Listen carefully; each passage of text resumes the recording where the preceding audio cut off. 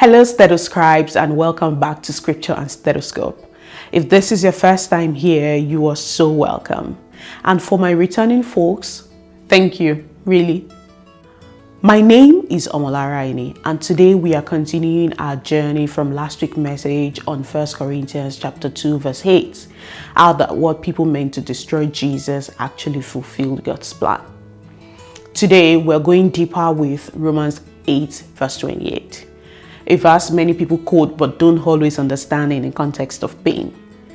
Romans 8:28 says, "And we know that all things work together for good to those who love God, to those who are called according to His purpose." All things, not just the pleasant things, not just the easy things, all things, and these include even the painful things and the very things you wish never happened, but they did. Today, let's talk about what tried to break you will build you.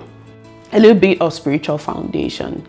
Romans 8 verse 28 is not a promise that everything that happens is good. It is a promise that God can use everything, even the bad, for good. Think about Joseph. His brothers betrayed him. He was sold. He was lied on. Dude was actually imprisoned. But at the end, he said, "You meant it for evil, but God meant it for good." The same pattern showed up in Jesus' life. The cross was meant to break him, but it became the instrument of salvation, our salvation. This same pattern probably is showing up in your life, and there are things that happened to you that were not fair, they were not right, and definitely undeserving. But God is not limited by what people did. He is not restricted by what you lost. He's not intimidated by what hurt you. It takes the raw material of pain and turns it into purpose. Let's be honest, some experiences shake you to your core. What's that cut deep, relationships that failed, opportunities that, slipped away, moments that left you feeling small, unseen, or unworthy.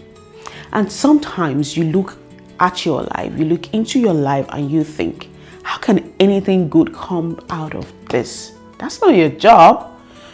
Romans 8:28 doesn't say you have to make it work. It says God makes it work. Your job is to trust. His job is to transform. Let's talk about some medical insights about how the brain responds to pain.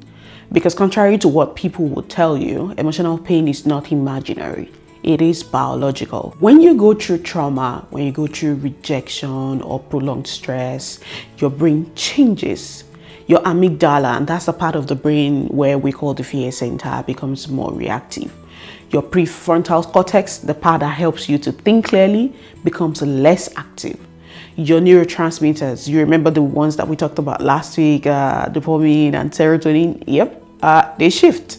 And your sleep pattern changes, your appetite changes, and your energy just drops. This is why emotional pain can feel like physical pain. Because to the brain, it actually is. But here is the beautiful part. The brain is capable of healing. The brain can rewire, it can rebuild, and it can form new pathways. Now, here are a few things that helps the brain to heal. Hope, connection, support, truth, safe relationships. We talked about this. Faith, and environments that speak life instead of fear. And this is where Romans 8 verse 28 becomes more than a verse. It becomes medicine. Now, how does God use pain to build you? It sounds ridiculous, isn't it? Well, God doesn't waste pain. God doesn't ignore it. He doesn't dismiss it, but He transforms it. Pain builds compassion. You understand others more deeply because you've been there. I can relate with this. Pain also builds strength. You survived what you thought would break you. I am a testimony of this as well. Pain builds clarity.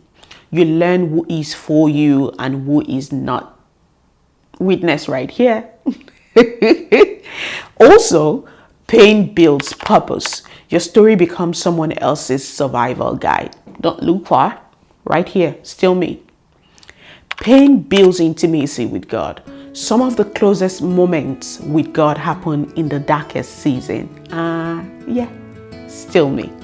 So yes, What tried to break you is actually building you. Finally, I thought I'll leave some practical steps, that can help with healing. 1. Acknowledge the pain. Healing begins with honesty. Be truthful to yourself. 2. Invite God in the process, not just into the churchy part of your life, but into the wounded parts as well. 3. Surround yourself with healthy people, healthy connection, because healing accelerates in a safe environment. Also, you need to speak truth over yourself. Your brain rewires through repeated truths. This is where meditation comes in. Even when I can see it is working, even when I can feel it is working, it never stops working, it never stops working. My love, hold on to this truth. What tried to break you will build you. What tried to silence you will strengthen you. And what tried to bury you will bless you. Romans 8:28 is not a cliche, it is a promise, and God never breaks his promise. I pray that your mind and your body enjoys awesomeness. Remember, this episode is a part of a mini-series, Stones, Scars, and Restoration. If you have not seen the first part, I will leave the link right here. Also, kindly like, comment, and subscribe to my social media pages. Details will be in the comment section. I hope that I have ignited something awesome in you today. My name is Dr. Lara, and this is Scripture and Stethoscope. Let healing begin. Thanks for watching. Bye.